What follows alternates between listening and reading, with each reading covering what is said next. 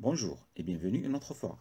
Notre sujet d'aujourd'hui est l'activité 3, dans laquelle on veut montrer à la fin que toute rotation peut s'écrire sous la forme de la composée de deux symétries axiales SD1 et SD2.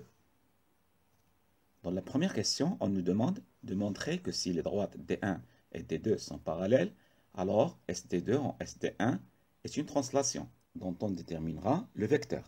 Mais avant de faire la démonstration, on va vérifier cela grâce au logiciel GeoGebra.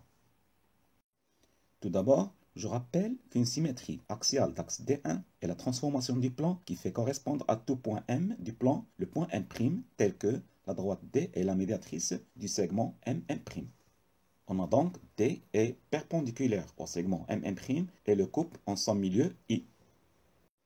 Je prends maintenant un autre axe D2, parallèle à D1, et soit M seconde, le point symétrique de M' par rapport à cette droite D2.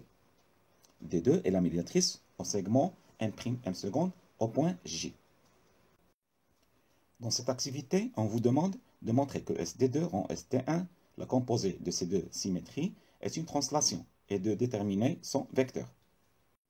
SD2 rend SD1 est la transformation qui fait correspondre au point M, le point M seconde. Pour que SD2 rend SD1 soit une translation, il faut que le vecteur MM seconde soit toujours constant, quel que soit le point M du plan.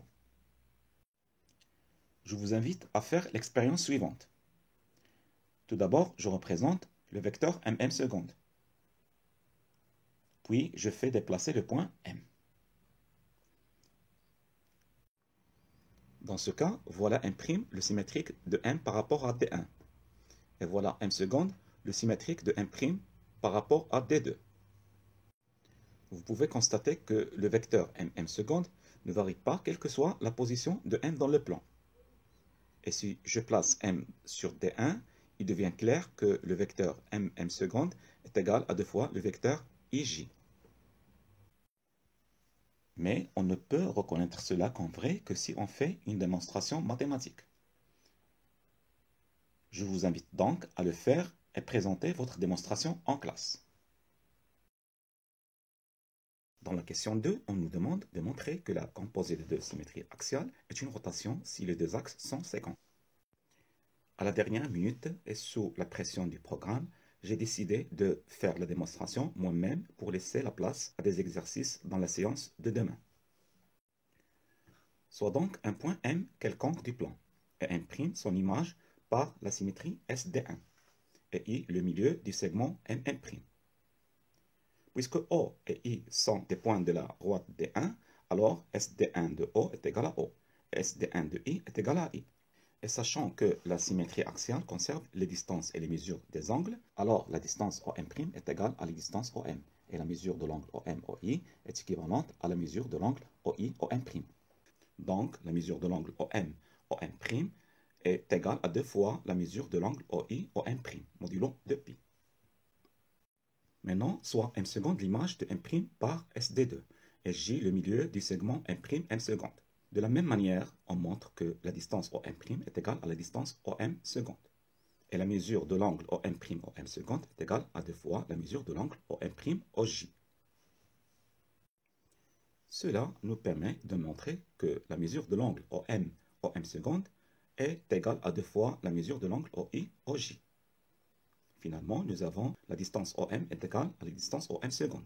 Et la mesure de OM, OM seconde, je parle de l'angle, est égale à la mesure de l'angle 2 fois l'angle OI, OJ.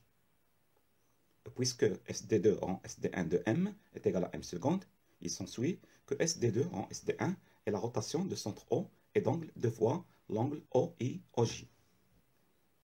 On a donc bien montré que la composée SD1 et SD2 est une rotation, mais il reste à démontrer que si U1 est un vecteur directeur de T1 et U2 un vecteur directeur de T2, alors 2 fois la mesure de l'angle OI1, OI2 est égale à 2 fois la mesure de l'angle E1, U2.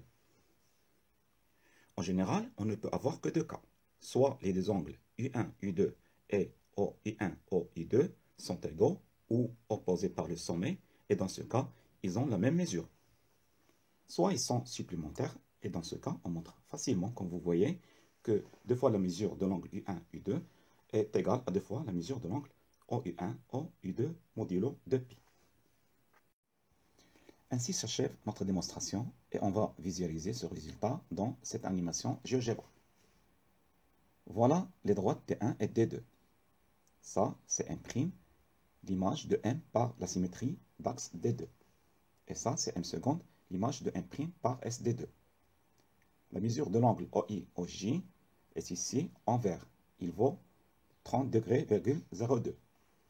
Et ici, nous avons la mesure de l'angle des vecteurs OM et OM seconde. Et il mesure le double de la mesure de l'angle OI-OJ. Et vous allez voir que même si je déplace le point M, ces deux mesures ne changent pas et gardent le même rapport. Prenez votre cahier de cours et notez ces deux résultats et ceux qui suivent. Nous arrivons enfin à la dernière paragraphe. Décomposition et composition d'une rotation. Lemme. Je rappelle qu'un lemme est un résultat mathématique qui est nécessaire à la démonstration d'un théorème ou une propriété. Ce lemme contient les résultats que nous venons de démontrer. Diapo 6. Ces deux propriétés vont être démontrées en classe, mais vous pouvez les utiliser pour faire les exercices 4 et 5.